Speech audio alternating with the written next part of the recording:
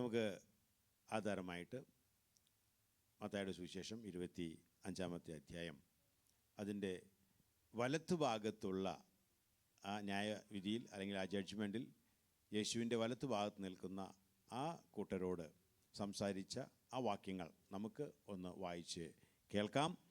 മത്തായിയുടെ സുവിശേഷം 25 അതിൻ്റെ 34 മുതൽ 40 വരെയുള്ള വാക്യങ്ങൾ നമ്മൾ നേരത്തെയൊക്കെ ചിന്തിച്ചാണ്. എന്നാൽ ഒന്നുകൂടെ എന്താണ് സംഭവിച്ചത് എന്ന് നമുക്ക് അറിയുവാനായിട്ട് ആ വേദവാക്യങ്ങൾ നമുക്ക് വായിച്ച് കേൾക്കാം. രാജാവ് തൻ്റെ വലത്തുള്ളവരോട് അരുളി ചെയ്യും, എൻ്റെ പിതാവിനാൽ അനുഗ്രഹിക്കപ്പെട്ടവരെ, വരുവീൻ, ലോകസ്ഥാപനം മുതൽ നിങ്ങൾക്കായി ഒരുക്കിയിരിക്കുന്ന രാജ്യം അവകാശമാക്കിക്കൊള്ളുവീൻ. എനിക്ക് വിശന്നു, നിങ്ങൾ ഭക്ഷിപ്പാൻ തന്നു; ദാഹിച്ചു, നിങ്ങൾ കുടിപ്പാൻ തന്നു. ഞാൻ അതിഥിയായിരുന്നു, നിങ്ങൾ എന്നെ ചേർത്തുകൊണ്ടു; നഗ്നനായിരുന്നു, നിങ്ങൾ എന്നെ ഉടുപ്പിച്ചു; രോഗിയായിരുന്നു, നിങ്ങൾ എന്നെ കാണാൻ വന്നു; തടവിലായിരുന്നു, നിങ്ങൾ എൻ്റെ അടുക്കൽ വന്നു. അതിന് നീതിമാന്മാർ അവനോട്, കർത്താവേ, ഞങ്ങൾ എപ്പോൾ നിന്നെ വിശന്നു കണ്ടിട്ട് ഭക്ഷിപ്പാൻ തരികയോ ദാഹിച്ച് കണ്ടിട്ട് കുടിപ്പാൻ തരികയോ ചെയ്തു?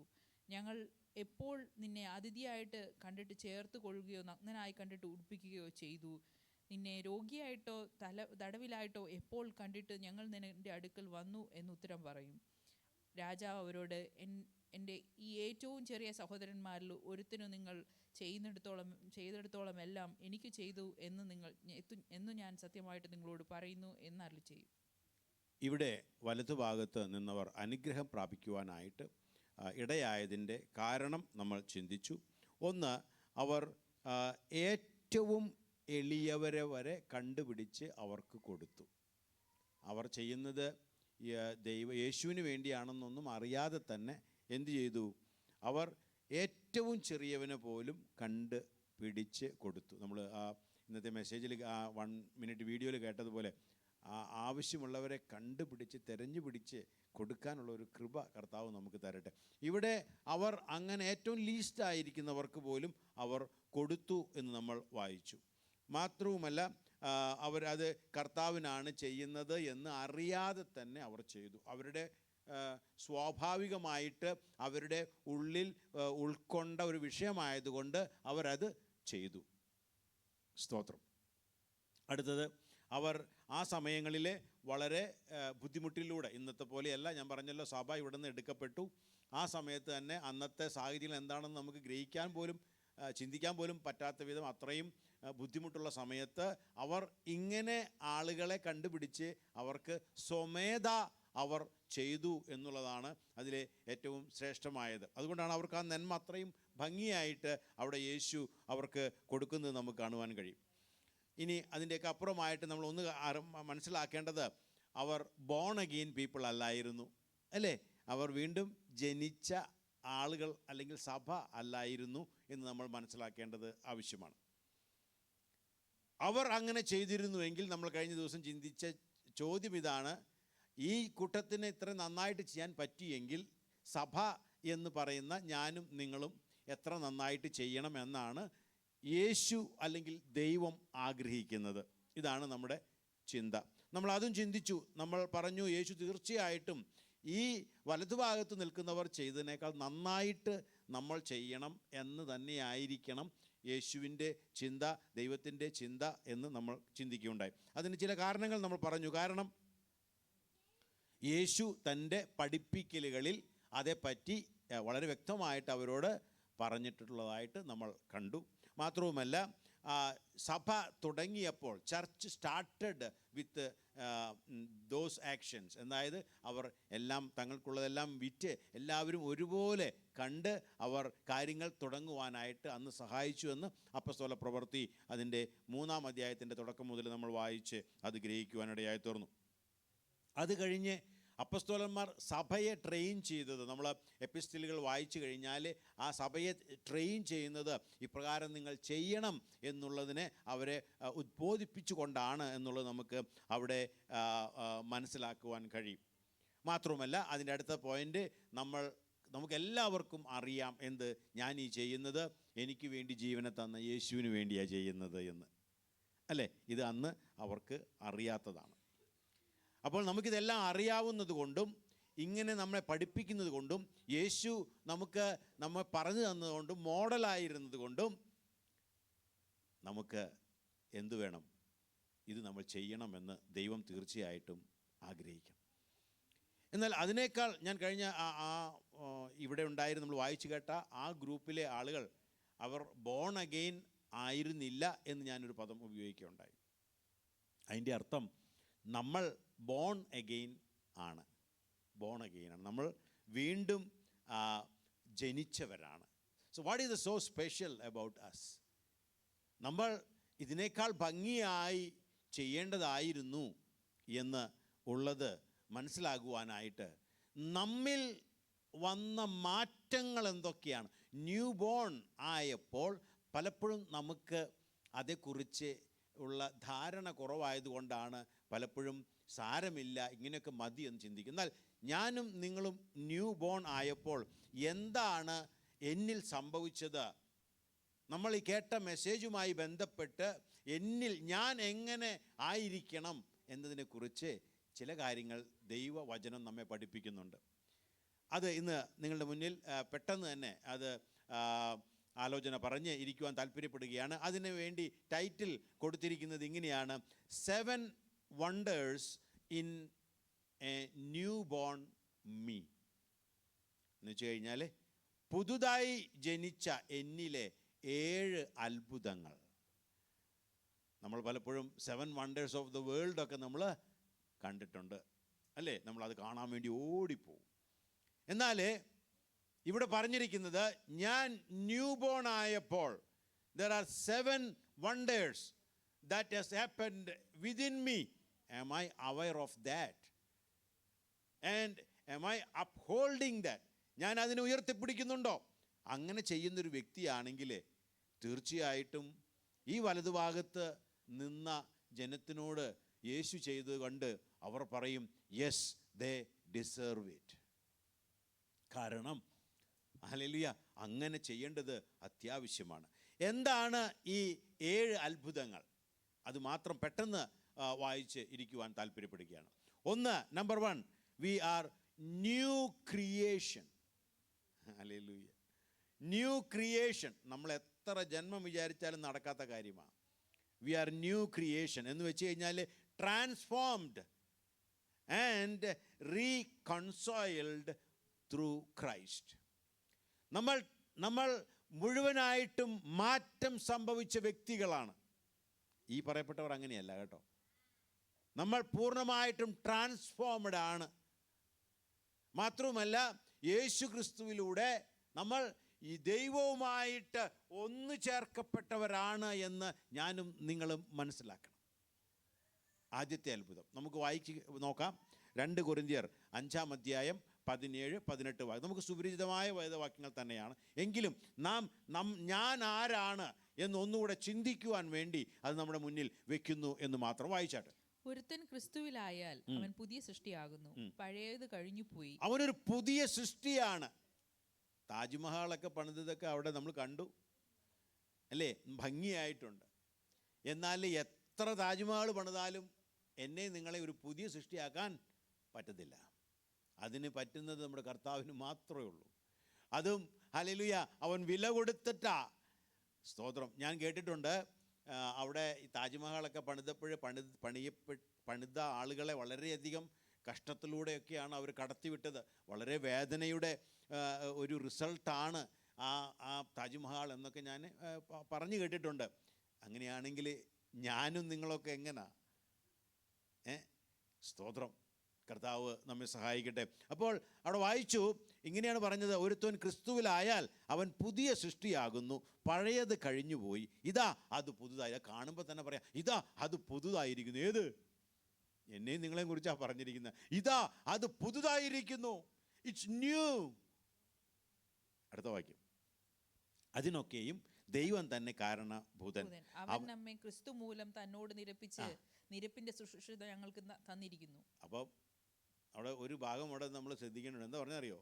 എന്നെ ദൈവമായിട്ട് നിരപ്പിച്ചു. പിന്നെ ഒരു കാര്യം കൂടി ചെയ്തു. എന്താണ്? നിരപ്പിൻ്റെ ശുശ്രൂഷ എന്നെ ഏൽപ്പിച്ചിട്ടുണ്ടെന്ന് അപ്പോസ്തലനായ പൗലോസ് പറയാം. നമ്മെ ഏൽപ്പിച്ചിരിക്കുന്ന ശുശ്രൂഷ നിരപ്പിൻ്റെ ശുശ്രൂഷയാണ്. ഹല്ലേലൂയ. ഈ പുതിയ മനുഷ്യൻ ഒരു നിരപ്പ് എല്ലാവരുമായിട്ടും ദൈവവുമായിട്ടും നമ്മെ നിരപ്പിച്ചതുകൊണ്ട് യേശുക്രിസ്തുവിലൂടെ ദൈവത്തോട് നമ്മെ നിരപ്പിച്ചതുകൊണ്ട് നമുക്ക് തന്നിരിക്കുന്ന ശുശ്രൂഷ എന്ന് പറയുന്നത് എല്ലാവരെയും ഒരുപോലെ കാണാൻ. നിരപ്പ് എന്ന് പറയുമ്പോൾ എങ്ങനെ കുന്ന് up and down, hill and Valley അല്ല അല്ലേ. നമ്മൾ കാണുമ്പോൾ അങ്ങനെയൊന്നും കാണാൻ വളരെ എളുപ്പമല്ല. എന്നാൽ നമ്മൾ കാണണമെന്ന് ഒരു നിരപ്പിൻ്റെ ശുശ്രൂഷയാണ് നമ്മൾ ഏൽപ്പിച്ചിരിക്കുക. കാരണം യേശുവിന് വലിയവനായ ദൈവത്തോട് ഈ എളിയവനായ എന്നെ ഒരുമിച്ച് ചേർക്കാൻ ഹല്ലേലൂയ ആ സ്നേഹത്തിന് കഴിഞ്ഞു എങ്കിൽ ഇവിടെ ഒന്നും തടസ്സമായിട്ടില്ല. അതുകൊണ്ടാണ് നിരപ്പിൻ്റെ ശുശ്രൂഷ തന്നത്. ഒന്നാമത്തെ അത്ഭുതം. രണ്ടാമത്തെ അത്ഭുതം, we are God's masterpiece. ചന്ദ്രനെ പോലെയോ അല്ലെങ്കിൽ സൂര്യനെ പോലെയോ അല്ലെങ്കിൽ കടലും ഇതൊന്നും അല്ല. We are his masterpiece. അവൻ കൊത്തി ഉണ്ടാക്കിയ, അവൻ മെനഞ്ഞെടുത്ത വ്യക്തിയാ ഞാനും നിങ്ങളും. നിങ്ങളത് മനസ്സിലാക്കണം. ഞാനൊരു ക്രിസ്തീയ കുടുംബത്തിൽ ജനിച്ചത് കൊണ്ടൊന്നും ഒരു മനുഷ്യനും ക്രിസ്ത്യാനി ആകത്തില്ല. യേശു നന്നായി കൊത്തിയെടുത്ത് പണിതെങ്കിൽ മാത്രമേ അവൻ ക്രിസ്ത്യാനിയാകത്തുള്ളൂ, ദൈവ പൈതലാകത്തുള്ളൂ, സഭയുടെ അംഗമാകത്തുള്ളൂ. നമുക്ക് വായിക്കാം എഫേസ്യർക്ക് എഴുതിയ ലേഖനം 2-ാം അധ്യായം 10-ാം വാക്യം. നാം അവന്റെ കൈപ്പണിയായി സൽപ്രവർത്തികൾക്കായിട്ട് ക്രിസ്തു യേശുവിൽ സൃഷ്ടിക്കപ്പെട്ടവരാകുന്നു. നോക്കണം അല്ലേ, ദൈവം ബാക്കി എല്ലാകത്തെയും എങ്ങനെ ഉണ്ടാക്കിയത്? ഉണ്ടാകട്ടെ ഉണ്ടാകട്ടെ എന്ന് പറഞ്ഞപ്പോൾ ഉണ്ടായതാണ് ബാക്കിയെല്ലാം. എന്നാൽ മനുഷ്യന് നോക്കുമ്പോൾ അവൻ്റെ കൈപ്പണിയായി അല്ലേ, അത് എത്ര വാസ്തവമാണ് അവിടെ പറഞ്ഞിരിക്കുന്നത്. അവൻ എന്ത് ചെയ്തു? അവൻ കളിമണ്ണ് കൊണ്ട് മനുഷ്യനെ ഉണ്ടാക്കി, ശ്വാസം ഊതി. കാരണം അവനിവിടെ എഴുതി വെക്കണമായിരുന്നു. ഉണ്ടാകട്ടെ എന്ന് പറഞ്ഞ പോലെ, സൂര്യനെ ഉണ്ടാകട്ടെ എന്ന് പറഞ്ഞ പോലെ മനുഷ്യനെ ഉണ്ടാക്കി പറ്റത്തില്ല. കാരണം അവന് ദൈവവചനത്തിൽ എഴുതി വെക്കണമായിരുന്നു. അവൻ കൈപ്പണിയാ. ഹല്ലേലൂയ. ഇനി പുതിയ മനുഷ്യനോ? യേശുവിൻ്റെ തകർന്ന ശരീരത്തിലൂടെ നുറുങ്ങി ഹല്ലേലൂയ ഒരു പുതിയ വ്യക്തിയാക്കി തീർക്കപ്പെട്ടവരാണ് ഞാനും നിങ്ങളും. ഹല്ലേലൂയ. അവൻ്റെ കൈപ്പണിയാ ഇവിടെ പറഞ്ഞത്. നാം അവൻ്റെ കൈപ്പണിയായി സൽപ്രവർത്തികൾക്കായിട്ട് ക്രിസ്തുയേശുവിൽ സൃഷ്ടിക്കപ്പെട്ടവരാകുന്നു. നമ്മളെ ഉണ്ടാക്കിയതിൻ്റെ പർപ്പസ് എന്ന് പറയുന്നത് എന്താണ്? സൽപ്രവർത്തി. ഇവിടെ ഒരു ലേബലൊക്കെ ഇട്ടിട്ട് നാളത്തോട്ട് വരണം കേട്ടോ എല്ലാവരും. എന്താണ് ലേബല്? സൽപ്രവർത്തികൾക്കായിട്ട് നിർമ്മിക്കപ്പെട്ടവൻ. ഹല്ലേലൂയ. രണ്ടാമത്തെ അത്ഭുതം, സൽപ്രവർത്തികൾക്കായിട്ട് പുതുക്കി പണിതവർ അല്ലേ.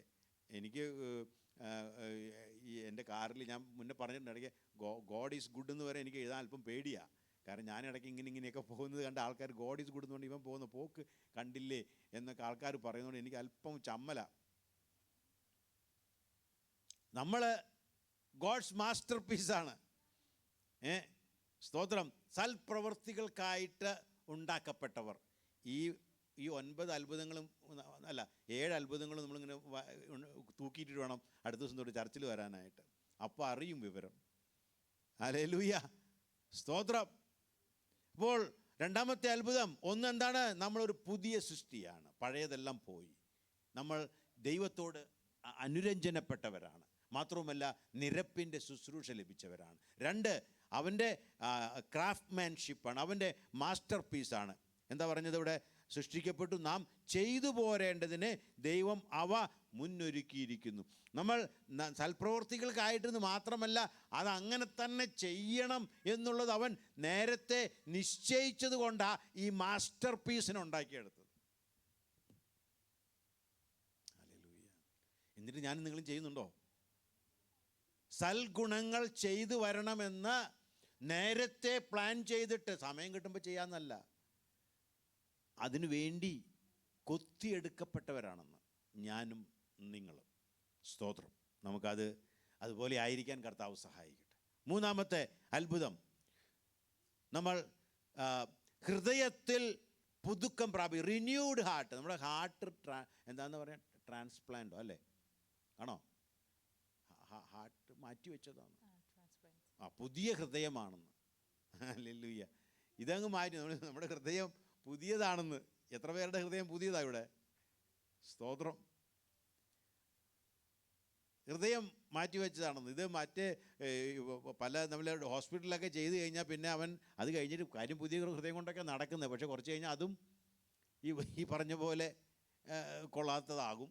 പിന്നെ അതിൻ്റെ പരിണിത ഫലങ്ങൾ എന്ന് പറയുന്നത് വേറെയാണ്. അങ്ങനെ ഒരുപാട് വിഷയങ്ങളാണ്. എന്നാൽ എൻ്റെയും നിങ്ങളുടെയും ഹൃദയം മാറ്റിവെച്ചതാ അവൻ. എന്നിട്ടും നമ്മൾ അല്ലെങ്കിൽ ആരോഗ്യത്തോടൊക്കെ ബലത്തോടൊക്കെ നടക്കുന്നുണ്ട്, പക്ഷേ അതിൻ്റെ ക്വാളിറ്റി കാണിക്കുന്നുണ്ടോ എന്ന് മാത്രം എനിക്കറിയത്തില്ല. മൂന്നാമത്തെ അത്ഭുതം, നമ്മൾ ഹൃദയം മാറ്റിവെക്കപ്പെട്ടവരാണ്. വായിച്ചാട്ടെ, എസെക്കിയേൽ 36 അതിൻ്റെ 26, 27 വാക്യങ്ങൾ. ഞാൻ നിങ്ങൾക്ക് പുതിയൊരു ഹൃദയം തരും. പുതിയൊരു ഹൃദയം തരും. അത് പഴയ നമുക്കൊക്കെ കിട്ടുന്ന ഹൃദയം വേറെ ആരെങ്കിലും ഉപയോഗിച്ചിരുന്ന ഹൃദയമാണ് കിട്ടുന്നത്. സ്തോത്രം. എന്നാൽ ഇവൻ അങ്ങനെയല്ല നമുക്ക് തരുന്നത്. ഇവിടെ നമുക്ക് കിട്ടുന്ന ഒരു പുതിയ ഹൃദയമാണ് തരുന്നത്. What A miracle. ഹല്ലേലൂയ. പക്ഷെ അതിൻ്റെ ക്വാളിറ്റി ഉണ്ടോയെന്ന് എനിക്കറിയത്തില്ല. എന്തിനാണ് ഈ പുതിയത് പിടിപ്പിച്ചതെന്ന് നമുക്ക് വലിയ അറിവൊന്നുമില്ല. സ്തോത്രം. പുതിയ ഹൃദയം തന്നിട്ടുണ്ടെന്ന് എല്ലാവരും ഒന്ന് കർത്താവിന് ഹല്ലേലൂയ പറഞ്ഞാട്ടെ. പുതിയ ഹൃദയം തന്നിട്ടുണ്ടെന്ന്. ഹല്ലേലൂയ. സ്തോത്രം. വായിച്ചോ. പുതിയൊരു ആത്മാവിനെ ഞാൻ നിങ്ങളുടെ ഉള്ളിലാക്കും. പുതിയ ആത്മാവിനും തന്നിട്ടുണ്ട്. കല്ലായുള്ള ഹൃദയം, കല്ല് മാറ്റിയിട്ട് ഞാൻ നിങ്ങളുടെ ഹൃദയത്തിൽ നിന്ന് നീക്കി മാംസമായുള്ള ഹൃദയം നിങ്ങൾക്ക് തരും. മാംസമായ ഹൃദയം നിങ്ങൾക്ക് തരും. ഞാൻ എൻ്റെ ആത്മാവിനെ നിങ്ങളുടെ ഉള്ളിലാക്കി നിങ്ങളെ എൻ്റെ ചട്ടങ്ങളിൽ നടക്കുമാറാക്കും. ഒബീഡിയൻസ്. ഈ പുതിയ ഹൃദയത്തിൻ്റെ ഏറ്റവും ക്വാളിറ്റി, നല്ല ക്വാളിറ്റി എന്താണെന്നറിയോ? യേശു എന്തു പറഞ്ഞോ ആദ്യത്തെ ഹൃദയത്തിന് പറ്റിയ പ്രശ്നം അവിടെയാ, അല്ലേ? ഡിസൊബീഡിയൻസ്. ഈ പുതിയ ഹൃദയം അതുപോലെ തന്നെ എന്ന് പറഞ്ഞാൽ അല്പം പ്രശ്നമാണ്. ഈ പുതിയ ഹൃദയത്തിൻ്റെ ഗുണമെന്ന് പറയുന്നത്, പുതിയ ഹൃദയം, പുതിയ ആത്മാവ് തന്നിരിക്കുന്നതിൻ്റെ ഗുണമെന്ന് പറയുന്നത് അവിടെ പറഞ്ഞിട്ടുണ്ട്. എന്താ ചെയ്യുന്നത്? അതിൻ്റെ ക്വാളിറ്റി എന്താണ്? കല്ലായുള്ള ഹൃദയം തന്നു. പിന്നെ അതിൻ്റെ 27 ഞാൻ എൻ്റെ ആത്മാവുള്ളിൽ ആക്കി എൻ്റെ ചട്ടങ്ങളിൽ നടക്കുമാറാക്കും. നിങ്ങൾ എൻ്റെ വിധികളെ പ്രമാണിച്ച് അനുഷ്ഠിക്കും. ഈ ഹൃദയത്തിൻ്റെ പ്രത്യേകത അതാ. ഇപ്പോഴാണ് അറിഞ്ഞത്. ഇന്ന് തൊട്ട് ഇനി നോക്കാം. 2025 ഏതായാലും പുതിയ വർഷമല്ലേ, നമുക്ക് 2025 തൊട്ട് തുടങ്ങാം. എന്നാലും ശരി, കുഴപ്പമില്ല. പക്ഷെ പുതുതാകണം. ഇവിടെ പറഞ്ഞിരിക്കുന്നത് അവൻ്റെ ചട്ടങ്ങളിൽ നടക്കാൻ പറ്റുന്ന രീതിയിലുള്ള ഒരു പാവം പറയും. എന്ത് പൂർണ്ണ ഹൃദയത്തോടെ സ്നേഹിക്കണം, പൂർണ്ണ ഹൃദയത്തോടെ പൂർണ്ണ ശക്തിയോടെ എന്ന് ആർക്കും പറയാൻ പറ്റത്തില്ല. അങ്ങനെ ചെയ്തേ പറ്റൂ. നിന്നെപ്പോലെ നിൻ്റെ അയൽക്കാരനെ സ്നേഹിക്കണം. അതെങ്ങനെ എത്ര അങ്ങോട്ട് കടുപ്പായിട്ടൊക്കെ പറഞ്ഞാൽ എങ്ങനെ? അതിനുള്ള ഹൃദയം തന്നതാ. ഇതൊന്നും ഇല്ലാത്തവരാ ഈ വലത്തു ഭാഗത്ത് നിന്നിരുന്നവർ. അവർക്ക് ഈ പുതു ഹൃദയമൊന്നും കിട്ടിയിട്ടില്ലായിരുന്നു, പുതിയ ആത്മാവും ഇല്ലായിരുന്നു. എന്നിട്ട് അവർ ചെയ്തു. അപ്പം പിന്നെ ഞാനും നിങ്ങളോ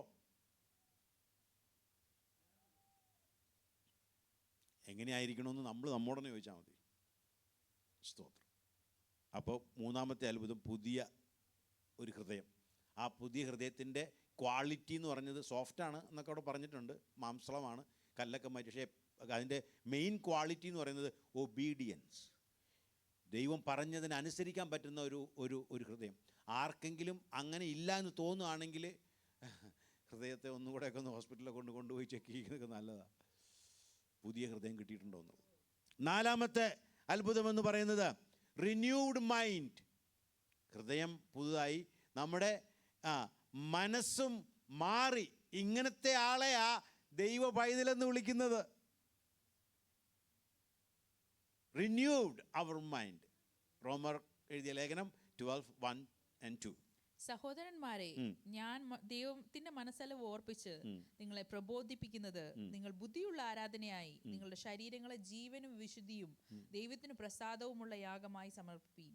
ഈ ലോകത്തിന് അനുരൂപരാകാതെ നന്മയും പ്രസാദവും പൂർണ്ണതയുമുള്ള ദൈവഹിതം ഇന്നതെന്ന് തിരിച്ചറിയേണ്ടതിന് മനസ്സ് പുതുക്കി രൂപാന്തരപ്പെടുവീൻ. അപ്പം ഇവിടുത്തെ മനസ്സ് പുതുക്കുക എന്ന് പറഞ്ഞു കഴിഞ്ഞാൽ അവിടെ പറഞ്ഞിരിക്കുന്നത് ഈ ലോകത്തിന് അനുരൂപമാകാത്ത ഒരു മനസ്സ് നമുക്കുണ്ട്. ഈ ലോകത്തിന് അനുരൂപമാകാത്ത ഒരു മനസ്സ് നമുക്കുണ്ട്, തന്നിട്ടുണ്ട്.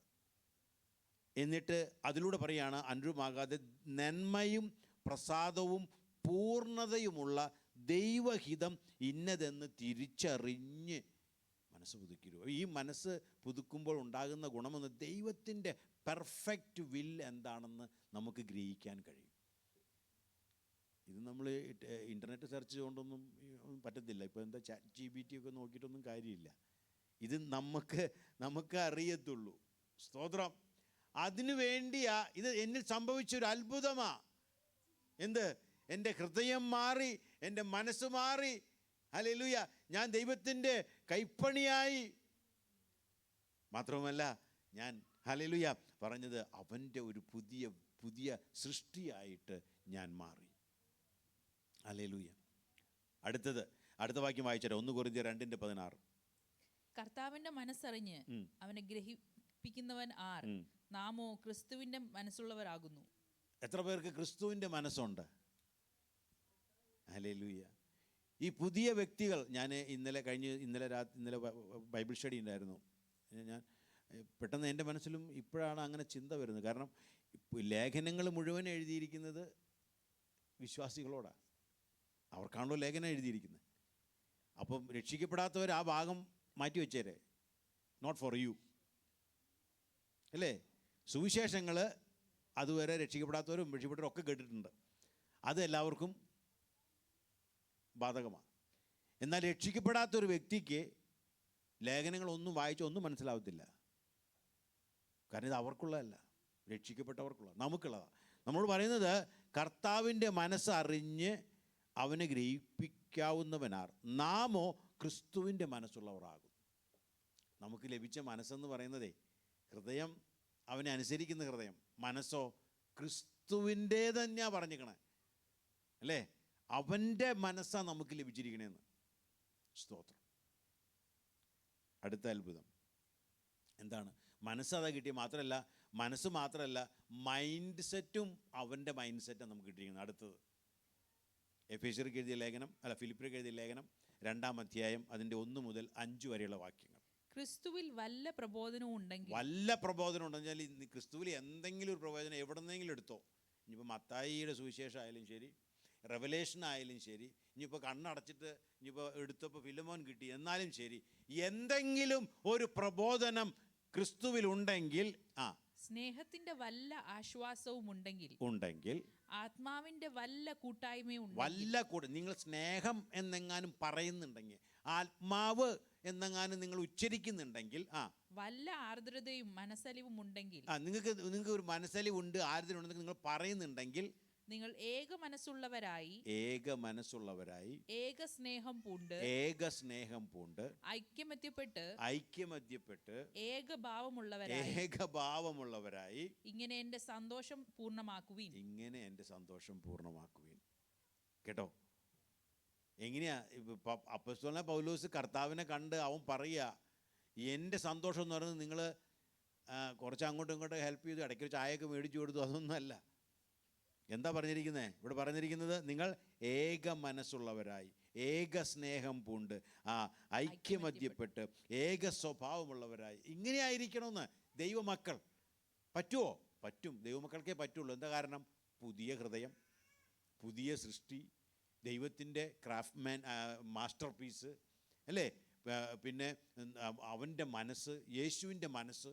ഇങ്ങനെയുള്ള ഞാൻ ചെയ്തില്ല പിന്നെ ആരാ ചെയ്യുന്നത്? ഏക മനസ്സോടെ ഏക ആത്മാവിൽ. അടുത്ത വാക്യം. ശാഠ്യത്താലോ ദുരഭിമാനത്താലോ ഒന്നും ചെയ്യാതെ. ഇതാണ് പലപ്പോഴും ഈ പുതിയ വ്യക്തിയുടെ ക്വാളിറ്റിയായിട്ട് നമ്മൾ കാണുന്നത്. ശാഠ്യം. ഞാൻ പിടിച്ച മുയലിന് 2 കൊമ്പോ എന്നൊക്കെ പറഞ്ഞു കേട്ടിട്ടില്ല നമ്മൾ? 2 3 കൊമ്പ്. അപ്പോൾ ശാഠ്യത്താലോ ദുരഭിമാനത്താലോ ഒന്നും ചെയ്യാതെ താഴ്മയോടെ ഓരോരുത്തൻ മറ്റുള്ളവനെ തന്നെക്കാൾ ശ്രേഷ്ഠൻ എന്ന് എണ്ണിക്കൊള്ളുവിൻ. ഒന്ന് ആലോചിച്ച് നോക്കി. ഇത് ഒറ്റ പോയിന്റ് മതി. മറ്റുള്ളവൻ എന്നെക്കാൾ ശ്രേഷ്ഠൻ എന്ന് എല്ലാവരും ചിന്തിച്ചു കഴിഞ്ഞാൽ പ്രശ്നം തീർന്നു, അല്ലേ? ഇതാ പുതിയ ഹൃദയത്തിൻ്റെ ഗുണം. പുതിയ മൈൻഡ് സെറ്റ്, പുതിയ സൃഷ്ടി, പുതിയ ആത്മാവ്. ഇതൊക്കെ ലഭിച്ചവനാ ഈ ദൈവ പൈതൽ, സഭയുടെ അംഗം, യേശുവിൻ്റെ മണവാട്ടി. ഹല്ലേലൂയ. അടുത്ത 2 കാര്യം കൂടെ പറഞ്ഞ് നിർത്താം. എന്താണ്? ഓരോരുത്തൻ സ്വന്തം ഗുണമല്ല മറ്റുള്ളവന്റെ ഗുണം കൂടെ നോക്കണം. ക്രിസ്തയേശുവിലുള്ള ഭാവം തന്നെ നിങ്ങളിലും ഉണ്ടായിരിക്കട്ടെ. അപ്പോൾ കാര്യങ്ങളൊക്കെ നല്ല പോലെ ഗ്രഹിക്കപ്പെട്ടു, അല്ലേ? ക്രിസ്തുവിൻ്റെ ഭാവം തന്നെ നിങ്ങളിൽ ഉണ്ടാകണം. പിന്നീട് പറയുന്നുണ്ട്, എന്നാൽ ഇവിടെ പറഞ്ഞിരിക്കുന്നത് ഓരോരുത്തൻ സ്വന്തം ഗുണമല്ല മറ്റുള്ളവൻ്റെ ഗുണം കൂടെ നോക്കണം. ഇന്ന് രാവിലെ എത്ര പേര് മറ്റുള്ളവരുടെ ഗുണം നോക്കിയിട്ട് ഇവിടെ വന്നിട്ടുണ്ട്? അതും കൂടെ നോക്കണമെന്ന്. കാരണം എന്താണെന്നറിയോ, നിങ്ങൾ സാധാരണ ഒരു വീട്ടിൽ ജനിച്ചു വളർന്നു അങ്ങനെയൊക്കെ ആയിട്ട് ജീവിച്ചു നിങ്ങൾ ചെയ്യണമെന്നില്ല. പക്ഷേ ക്രിസ്തുവിൻ്റെ മാസ്റ്റർ പീസ് ആയിട്ടവനുണ്ടല്ലോ, ഒരു പുതിയ ഹൃദയം കിട്ടിയ മനുഷ്യനുണ്ടല്ലോ, ഒരു പുതിയ മനസ്സ് മൈൻഡ് സെറ്റും ഒക്കെയുള്ള മനുഷ്യൻ ചെയ്യേണ്ട കാര്യമായത്. എന്ത്? സ്വന്തം ഗുണമല്ല മറ്റുള്ളവൻ്റെ ഗുണം കൂടെ. അവന് വലിയ കുഴപ്പമൊന്നുമില്ലല്ലോ. കുഴപ്പമല്ല, അവൻ്റെ ഗുണം നോക്കാനാണ് പറയുന്നത്. എന്ത്? അവൻ്റെ നന്മ നോക്കി ചെയ്യാൻ. അവന് യോഗ്യതയൊന്നുമില്ല, അതിനേക്കാളും ഇതേ ഇപ്പുറത്ത് കിടക്കുന്നു എന്നൊക്കെ പറഞ്ഞ് നമ്മൾ നമ്മുടെ കാര്യങ്ങളൊക്കെ അങ്ങ് തട്ടിമുട്ടിയൊക്കെ പോവും. ഇവിടെ പറയുന്നത് അവൻ്റെ ഗുണം നോക്ക്, അവന് നന്മ വരട്ടെ, അവന് നല്ലത് വരട്ടെ. സ്വന്തം ഗുണം നമുക്കാരും എനിക്ക് നന്മ വരണ്ടെന്ന് ആരെങ്കിലും വിചാരിക്കുന്നുണ്ടോ? ഇല്ല. അപ്പോൾ ഇതുപോലെ ആകട്ടെ. അങ്ങനെ പറ്റുമോ? പറ്റും. ക്രിസ്തുവിൻ്റെ മൈൻഡ് സെറ്റ് ആണെങ്കിൽ. ക്രിസ്തുവിൻ്റെ ഈ പറയുന്ന ക്വാളിറ്റി ഒന്നും ക്രിസ്തുവിന് ഇല്ലാന്നുണ്ടെങ്കിൽ നിങ്ങൾ രക്ഷ പ്രാപിക്കുമോ? ഒരിക്കലും ഇല്ല. അല്ലേ? തൻ്റെ മഹത്വം വിട്ട് ഇവിടെ ഇറങ്ങാൻ ഞാൻ തയ്യാറില്ല എന്ന് പറഞ്ഞാലോ പറ്റത്തില്ല. ഇത്രയും കഷ്ടപ്പാടൊക്കെ അനുഭവിക്കുകയാണെങ്കിൽ ഞാൻ ഇല്ലെന്ന് പറഞ്ഞാലോ പറ്റത്തില്ല. അത്ര വലുതാണ് നമ്മുടെ കർത്താവ് നമുക്ക് വേണ്ടി ചെയ്തത്. അല്ലേ? കർത്താവ് നമ്മെ ഒരുക്കട്ടെ. നമ്മൾ ക്രിസ്ത്യാനികളാണ്. നമ്മളാ ക്രിസ്ത്യാനികൾ, ക്രിസ്തുവിനെ അനുഗമിക്കുന്നവരാ. അവൻ്റെ മൈൻഡ് സെറ്റും അവൻ്റെ ഹൃദയവും അവൻ്റെ മാസ്റ്റർ പീസും അവൻ്റെ ആത്മാവും ഒക്കെ ഉള്ളത് അവൻ ചെയ്ത പോലെ. അതുകൊണ്ടാണ് നിങ്ങൾ വെളിച്ചമാകുന്നു ഉപ്പാകുന്നു എന്നൊക്കെ പറഞ്ഞത്. ഇപ്പോൾ പറയാം അധികം വെളിച്ചൊന്നും കൊടുക്കണ്ട, ഉപ്പൊക്കെ കൂടിയപ്പോൾ പ്രഷറും ഒക്കെ ആണെന്ന് പറയും. നമ്മൾ കുറച്ച് കുറഞ്ഞു മതി എന്നൊക്കെയാണ് നമ്മൾ പറയുന്നത്. ഹല്ലേലൂയ. അടുത്തത്, നമ്മൾ ക്രിസ്തുവിൻ്റെ ഒരു എക്സാമ്പിളാണെന്ന്. സ്തോത്രം. കാരണം ഈ ഹൃദയവും ഈ മൈൻഡ് സെറ്റൊക്കെ ഉള്ള നമുക്കേ അത് പറ്റത്തുള്ളൂ. ക്രിസ്തുവിൻ്റെ എക്സാമ്പിളാണ് നമ്മൾ ഓരോരുത്തരും. അടുത്ത അത്ഭുതം വായിച്ചാട്ടെ. സ്തോത്രം. 1 യോഹന്നാൻ 2:6. അതിന് മുന്നേ ഒരു വാക്യം കൊണ്ടുണ്ട്. നമ്മൾ ക്രിസ്തുവിൻ്റെ മൈൻഡ് സെറ്റ് വായിച്ചാട്ടെ. അത് ഈ ഫിലിപ്പിയർക്ക് ലേഖനം 2:1. ക്രിസ്തുവിൻ്റെ ഭാവം തന്നെ നിങ്ങളിൽ ഉണ്ടായിരിക്കട്ടെ. ക്രിസ്തുവിൻ്റെ ഭാവം തന്നെ നിങ്ങളിൽ ഉണ്ടായിരിക്കട്ടെ. ക്രിസ്തുവിൻ്റെ ഭാവം തന്നെ നിങ്ങളിലും ഉണ്ടായിരിക്കട്ടെ. സ്തോത്രം. വായിച്ചോ ഇനി. 1 യോഹന്നാൻ 2:6. അവനിൽ വസിക്കുന്നു എന്ന് പറയുന്നവൻ അവൻ നടക്കുന്നത് പോലെ നടക്കേണ്ടതാകുന്നു. എങ്ങനെയാണ് നടക്കേണ്ടത്? അവനിൽ വസിക്കുന്നു, ഞാൻ ക്രിസ്തുവിലാണ് എന്നൊക്കെയാണ് നമ്മളെല്ലാവരും പറയുന്നത്. ഞാനും വിശ്വസിക്കുന്നു. പക്ഷെ അങ്ങനെ വിശ്വസിക്കുന്നവൻ നടക്കേണ്ടുന്ന ഒരു നടപ്പുണ്ട്. അത് എങ്ങനെയാണ്? അവൻ നടന്നതുപോലെ. കാര്യം എന്താ? ഞാൻ ക്രിസ്തുവിലാണ്, ഞാൻ അവനിൽ വസിക്കുന്നു, അല്ലേ എന്ന് വെച്ച് കഴിഞ്ഞാൽ ഞാൻ അവൻ്റെ ഉള്ളിൽ വസിക്കുന്നു. പിന്നെ ഞാൻ ഉള്ളിലാണെങ്കിൽ നടക്കുന്നത് ആരാ? ക്രിസ്തുവാണ് നടക്കുന്നത്. കാരണം ഞാൻ അവൻ്റെ ഉള്ളിലാണ്, അല്ലേ? എൻ്റെ അമ്മ എന്നെ ക്യാരി ചെയ്താൽ പിന്നെ നടക്കുന്ന ആരാ? എൻ്റെ അമ്മയാണ് നടക്കുന്നത്. എന്നതുപോലെ ഇവിടെ അത്ഭുതമെന്ന് പറയുന്നത് ഞാനല്ല ഇനി നടക്കുന്നത്, ക്രിസ്തുവാണ് ഇനി നടക്കുന്നത്. ആ അവസ്ഥയിലേക്ക് ഞാൻ മാറിക്കഴിഞ്ഞു. അവനിൽ വസിക്കുന്നു എന്ന് പറയുന്നവൻ അവൻ നടന്നതുപോലെ നടക്കേണ്ടതാകുന്നു. 6ാമത്തെ അത്ഭുതം, ക്രിസ്തുവാണ് നടക്കുന്നത്. എന്നെ കണ്ടാൽ പറയും ക്രിസ്തുവാണ് നടക്കുന്നതെന്ന്. സ്തോത്രം. അടുത്തൊരു വാക്യം കൂടെ പറയുകയാണ്. എന്ത്? ആകയാൽ പ്രിയമക്കൾ എന്ന പോലെ ദൈവത്തെ അനുകരിപ്പീൻ. ഞാൻ ദൈവത്തെ ഇമിറ്റേറ്റർ ഓഫ് ഗോഡ്, ഞാൻ ദൈവത്തെ അനുഗമിക്കുന്ന വ്യക്തിയാണെന്ന്. ഇമിറ്റേറ്റർ ഓഫ് ഗോഡ്. ദൈവത്തെ നമ്മൾ ഈ ലോകത്തിൽ പലരെയും ഇമിറ്റേറ്റ് ചെയ്യാൻ നമ്മൾ പരിശ്രമിക്കാറുണ്ട്. എന്നാൽ ദൈവം നമുക്ക് തന്നിരിക്കുന്ന ഏറ്റവും വലിയ ഗുണമെന്ന് പറയുന്നത് ദൈവത്തെ അനുകരിപ്പാനായിട്ടുള്ള കൃപ തന്നിരിക്കുന്നു. ഹല്ലേലൂയ. ഞാൻ ഇതൊക്കെ ചെയ്യുന്നുണ്ടോ, ഇങ്ങനെയൊക്കെ മാറിയിട്ടുണ്ടോ, ഞാനും നിങ്ങളും തീരുമാനിക്കണം. നമ്മളതിനു വേണ്ടി ഏൽപ്പിച്ചു കൊടുക്കുകയാണെങ്കിൽ അവൻ മാറ്റിത്തരും. അതിനുവേണ്ടി അതൊക്കെ ചെയ്തത്, അതിനുവേണ്ടിയായി വില കൊടുത്തത്. സ്തോത്രം. ഇന്ന് നമ്മൾ പ്രസംഗിക്കുന്നതൊക്കെ കേൾക്കും, നിങ്ങൾക്ക് കാറ്, നിങ്ങൾക്ക് വേറെ പലതും, അല്ലെങ്കിൽ ഇതൊക്കെ എല്ലാം ഉണ്ട്. ഇതെല്ലാം ഉണ്ട്. അത്ഭുതം അല്ലേ? ഇവിടെ കണ്ട അത്ഭുതം ഇതൊന്നുമല്ല. ഇവിടെ കണ്ട 7 wonders ഓഫ് ദ വേൾഡ് അല്ല, 7 wonders of A new creation in Christ. എന്നിൽ കാണേണ്ടുന്നത് ദൈവം ആഗ്രഹിച്ചത് നമ്മൾ പറയുന്നില്ലേ? എന്താ നമ്മൾ പാടി, കഴിഞ്ഞ ദിവസം പാടി, എന്താ പാടിയെന്ന് അറിയാമോ? അവൻ അല്ലേ, ജോജി ബ്രദർ എഴുതിയ പാട്ട്, ക്രൂശ് പോകുന്നേരം എന്നെ തിരഞ്ഞവൻ. എന്നെ തിരഞ്ഞെന്ന് പറഞ്ഞാൽ അങ്ങോട്ടും ഇങ്ങോട്ടും അടിയും പോരും ആയി നടക്കുന്ന ഒരു ചാക്കോയോ ഒന്നും അല്ല അവൻ തിരഞ്ഞത് കേട്ടോ. അവൻ തിരഞ്ഞത് ആരെയെന്നറിയാമോ? ഹൃദയം മാറ്റപ്പെട്ട്, മനസ്സ് മൈൻഡ് സെറ്റ് മാറി, ഒരു പുതിയ വ്യക്തിയായിട്ട് അവനെപ്പോലെ നടക്കുന്ന ഒരു വ്യക്തിയെയാണ് കണ്ടത്. സ്തോത്രം, ഹല്ലേലൂയ. എന്നെയും നിങ്ങളെയും അങ്ങനെ ആകാൻ വേണ്ടിയാണ് അവൻ അത്രയും വില കൊടുത്തത്. നമുക്ക് അവനെപ്പോലെ നടക്കാം, അവനെപ്പോലെ നമുക്ക് ജീവിക്കാം. ആകയാൽ പ്രിയ മക്കൾ എന്ന പോലെ ദൈവത്തെ ക്രിസ്തുവും നിങ്ങളെ സ്നേഹിച്ചു നമുക്ക് വേണ്ടി തന്നെത്താൻ ദൈവത്തിനു സൗരഭ്യവാസനയായ വഴിപാടും യാഗവുമായി അർപ്പിച്ചതുപോലെ സ്നേഹത്തിൽ നടപ്പി. അവൻ്റെ ആ സ്നേഹമാണ് തന്നെത്താൻ ദൈവത്തിനെ സൗരഭ്യവാസനയായിട്ട് യാഗവുമായിട്ട് ഏൽപ്പിച്ചതുപോലെ ആ സ്നേഹത്തിൽ നടപ്പിൻ. കർത്താവ് നമ്മളെക്കുറിച്ച് പറഞ്ഞതാണ്. എന്തൊക്കെയാണ് ഈ 7 അത്ഭുതങ്ങൾ? ഞാൻ പറഞ്ഞല്ലോ, ഒന്ന് ചിന്തിക്കുന്നത് നല്ലതാണ്. 1, നമ്മൾ പുതിയ സൃഷ്ടിയാണ്. 2, നമ്മൾ ദൈവത്തിൻ്റെ മാസ്റ്റർ പീസാണ്. മാത്രവുമല്ല, 3, നമുക്ക് ലഭിച്ചിരിക്കുന്നത് പുതുക്കപ്പെട്ട പുതിയ ഹൃദയമാണ്. അടുത്തത്, നമ്മുടെ മൈൻഡ് പുതിയതാണ്. മാത്രവുമല്ല, നമ്മുടെ മൈൻഡ് സെറ്റ് ക്രിസ്തുവിൻ്റെ മൈൻഡ് സെറ്റാണ്. കൂടാതെ ഇവിടെ പറഞ്ഞിരിക്കുന്നു, നമ്മൾ യേശുവിൻ്റെ മോഡലാണ്, എക്സാമ്പിളാണ്.